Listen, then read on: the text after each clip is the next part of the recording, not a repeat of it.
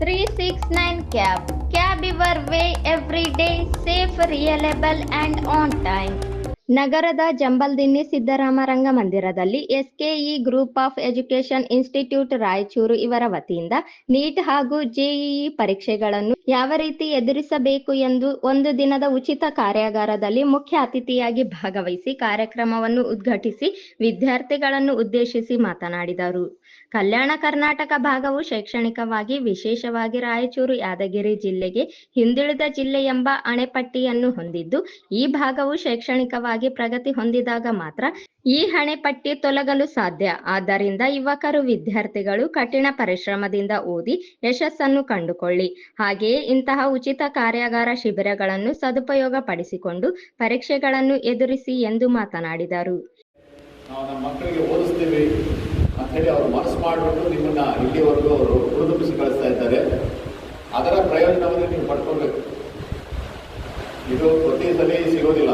ಈ ಅವಕಾಶಗಳು ಪ್ರತಿ ಇನ್ನೂ ಒಂದು 4-5 ವರ್ಷ ತಗೊಳ್ತೀವಿ ಅಂತ ಹೇಳಿದ್ರು ಆಗೋದಿಲ್ಲ. ಈಗಲೇ ಕಷ್ಟಪಡಬೇಕು, ತತ್ಕ್ಷಣವೇ ಕಷ್ಟಪಡಬೇಕು, ಕಷ್ಟಪಟ್ಟು ಓದಬೇಕು, ಶ್ರಮ ಹಾಕಬೇಕಾಗುತ್ತೆ. ಇದನ್ನೆಲ್ಲ ನಿಮಗೆ ಹೇಳಲಿಕ್ಕೆ ಆದರೆ ಶ್ರಮ ಹಾಕಬೇಕು ಅಂತ ಹೇಳಿದ್ರೆ ಅದು ಕಣ್ಮುಚ್ಕೊಂಡು ಯಾವುದೋ ದಿಕ್ಕಿನಲ್ಲಿ ಹಾಕೋದು ಕೂಡ ಸರಿ ಹೋಗಲ್ಲ. ನೀವು ಮಾಡಬೇಕಾಗಿರುವಂಥದ್ದು, ನೀವು ಶ್ರಮ ಹಾಕಬೇಕಾಗಿರುವಂಥದ್ದು ಭಾಳ ಬುದ್ಧಿವಂತಿಕೆಯಿಂದ. You have to do intelligent hard work. Hard work is not enough. You have to do something called as intelligent hard work. ಅದು ಯಾವ ರೀತಿ ಮಾಡಬೇಕು ಅನ್ನೋದನ್ನ ತರುಣ ಅವರು ಮತ್ತು IIT ನಮ್ಮ IIT ಡೈರೆಕ್ಟರ್ ಸಾಹೇಬರು ಎಲ್ಲ ಬಂದಿದ್ದಾರೆ. ಅವರ ಮಾತುಗಳನ್ನ ನೀವು ದಯವಿಟ್ಟು ಬಹಳ ಆಸ್ಥೆಯಿಂದ ಕೇಳಿ ಅದನ್ನು ಅರ್ಥ ಮಾಡಿಕೊಳ್ಳಿ. ನಿಮ್ಗೆ ಏನಾದರೂ ಡೌಟ್ಸ್ ಇತ್ತು ಅಂತ ಹೇಳಿದ್ರೆ ಅದನ್ನು ಇವತ್ತೇ ಸಾಲ್ವ್ ಮಾಡ್ಕೊಳ್ಬೇಕು. ಅವರೆಲ್ಲ ಇರ್ತಾ ಇದ್ದಾರೆ. ಸಹಕಾರವನ್ನು ಪಡ್ಕೊಳ್ಬೇಕು ಅಂತೇಳಿ ನಾನು ಹಾರೈಸ್ತಾ ಇದ್ದೇನೆ. ನಿಮಗೆ ಒಳ್ಳೆಯದಾಗಲಿ, ಮುಂದಿನ ಭವಿಷ್ಯ ಉಜ್ವಲವಾಗಿರಲಿ, ನಿಮ್ಮಿಂದ ರಾಯಚೂರಿಗೆ ಒಳ್ಳೆಯ ಹೆಸರು ಬರಲಿ ಅಂತೇಳಿ ನಾನು ಈ ಸಂದರ್ಭದಲ್ಲಿ ಆಶಿಸ್ತಾ ಇದ್ದೇನೆ. ನಾವು ಮಾಡಿದ್ದು ಒಂದು ಪರೀಕ್ಷೆ ಭಾಳ ಕಷ್ಟ ಅಂತೇಳಿ 2-3 ಸಲ ಹೇಳಿರೋದು. 1990 ಪಾಸ್ ಮಾಡಿದ್ರು IAS ಭಾಳ ಕಷ್ಟ ಅಂತೇಳಿ. ಈಗ ಪರೀಕ್ಷೆಗಳು ಬಹಳ ಕಷ್ಟ. ಮುಂಚೆ ಅಷ್ಟೊಂದು ಕಷ್ಟ ಇರಲಿಲ್ಲ. ಆದ್ದರಿಂದ ನಿಮ್ಮ ಸಾಹಸ, ನಿಮ್ಮ ಏನು ಮಹತ್ವಾಕಾಂಕ್ಷೆ ಇದೆ ಅದು ಬಹಳ ದೊಡ್ಡದು. ಆವಾಗ ನಮಗೆ ಜನಸಂಖ್ಯೆನೂ ಅಷ್ಟೊಂದು ಇರುವುದಲ್ಲ, ಜನಸಂಖ್ಯೆ ಕಡಿಮೆ ಇದೆ. 60-70 ಕೋಟಿ ಇತ್ತು. ಇವತ್ತಿನ ಡಬಲ್ ಆಗಿದೆ.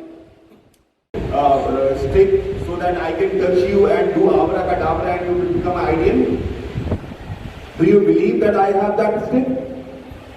Do you believe? I can't hear you. Do you believe that I have that stick? You are wrong. I have that stick.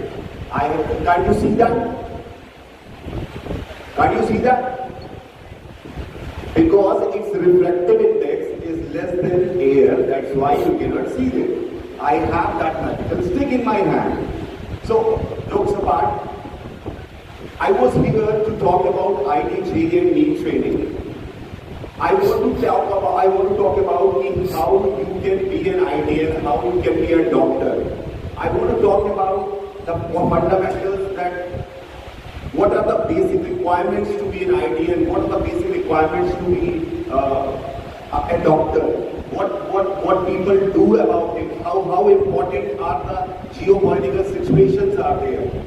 But when I heard or understood whatever Sir has told us about, I was so amazed to know that, because in any city, if the leader of the community is very much inclined towards education, then that city is going to rock for sure. ಈ ಸಂದರ್ಭದಲ್ಲಿ professor Harish Kumar, ನೀಲಮಣಿ Srivastava, SKES ಗ್ರೂಪ್ನ ಸಂಸ್ಥಾಪಕರಾದ doctor Baburao ಶೇಗುಣಿಸಿ ಹಾಜರಿದ್ದರು.